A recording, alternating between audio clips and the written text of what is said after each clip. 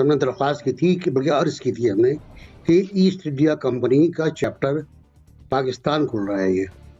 ये अब गुजरात नहीं है, कलकत्ता नहीं है, सराजगंज नहीं है, ये पाकिस्तान है, कराची है, लाहौर है, मुल्तान है, फैसलाबाद, इस्लामाबाद, पेशावर, और ये सब का सब उसके अंडर में चला जाएगा।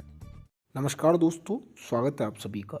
दोस्तों, जैसा कि आप सभी जानते हैं कि पाकिस्तान जो है बैंकरप्ट हो सकता है या डिफ़ॉल्ट कर सकता है। ये सिचुएशन जो है पाकिस्तान के अंदर आ चुकी है और कभी भी हो सकता है। ये IMF का प्रोग्राम अगर पाकिस्तान सक्सेसफुली नहीं चला पाता है तो दुनिया की कोई भी ताकत उसे डिफ़ॉल्ट होने से नहीं बचा सकती है। अच्छा दोस्तों, तो बात करें अब इनकी गवर्नर जो हैं स्टेट बैंक के, उन्होंने पूरे पाकिस्तान में वाइसराय की भूमिका निभाना शुरू कर दी है। उसके ऊपर कोई चेक एंड बैलेंस नहीं होगा और पाकिस्तान के अंदर दोबारा से ईस्ट इंडिया कंपनी की तरह जो पाकिस्तानियों को लगता है कि अब एक ईस्ट इंडिया कंपनी इस्टेब्लिश हो चुकी है और उसकी ही गुलामी अब पाकिस्तान को करनी होगी। तो ये सिचुएशन है दोस्तों पाकिस्तान की कि अब पाकिस्तान फिर से दुनिया का गुलाम बनने जा रहा है। तो चलिए दोस्तों, without wasting any time, let's start the video. है हुकूमत का सख्त शराइत पर IMF से मुआहिदा, क्या अवाम एक बार फिर महंगाई के तूफान के लिए तैयार हो जाएं? नतीजा ये कि आज आप इकोनॉमी लेके ऐसी जगह पे खड़े हैं कि बाहर से आपको 4 पैसे लेने तो आपको 10 शर्तें साथ बताते हैं। मुजम्मिल वर्दी साहब, फिर एक किस्त, फिर मुज़ाकरात, फिर शराइत, ये सिलसिला कब जाके रुकेगा? देखें, इमरान खान साहब अपने एक इंटरव्यू में ये बात तस्लीम कर चुके हैं कि उन्होंने IMF के पास जाने में ताख़ीर की, जिसकी वजह से IMF के साथ एक बुरी डील हुई।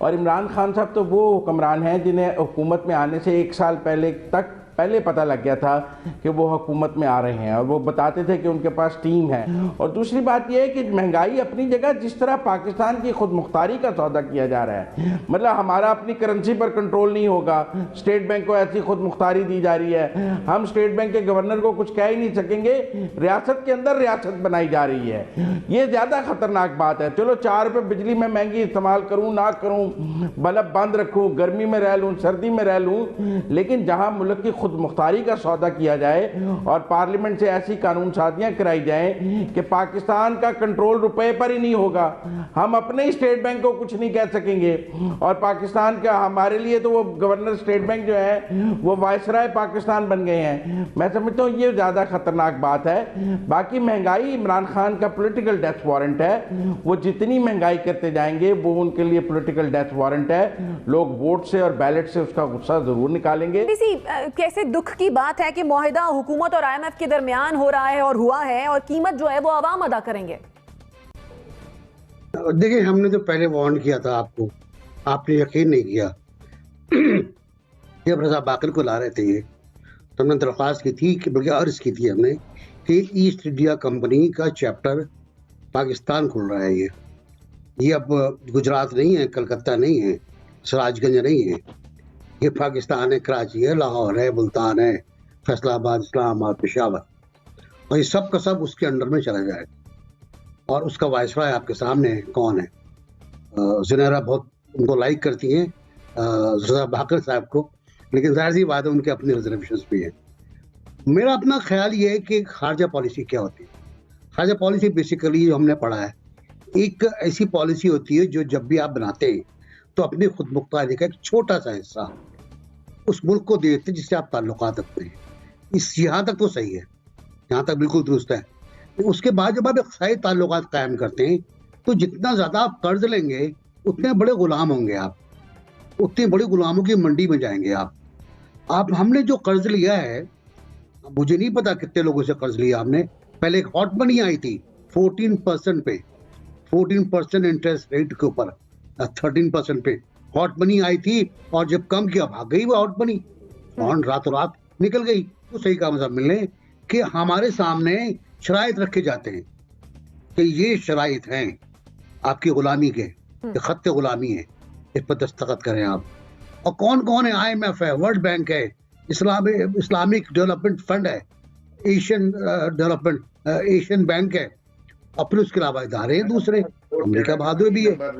ठीक है। अच्छा जुनैरा, जिस तरह से मुजम्मिल सोहरवर्दी साहब भी ये कह रहे थे और एनबीसी ने भी इसी बात को इंडोर्स किया कि खान साहब जो हैं वो एक बंद गली में फंस गए हैं, क्या वाकई एक प्रिंसिपल पोजीशन पॉलिटिकल फैसलों की शक्ल में गवर्नमेंट लेती है और फिर उसकी रोशनी में सारी पॉलिसीज़ बनती हैं?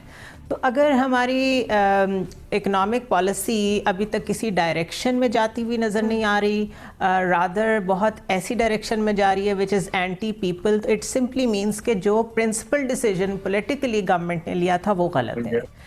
उस पे गवर्नमेंट किसी वज़ीर को चेंज करके उससे काम नहीं करा सकती, गवर्नमेंट को अपना विजन चेंज करना पड़ेगा। बिकॉज अगर वो किसी मॉडल से इंस्पायर होके आए थे और उन्होंने किसी भी एक वज़ीर को कहा कि आप इसको अप्लाई कर दें, हम ये चाहते हैं, तो उसने तो अपनी नौकरी के लिए वैसा कर दिया होगा।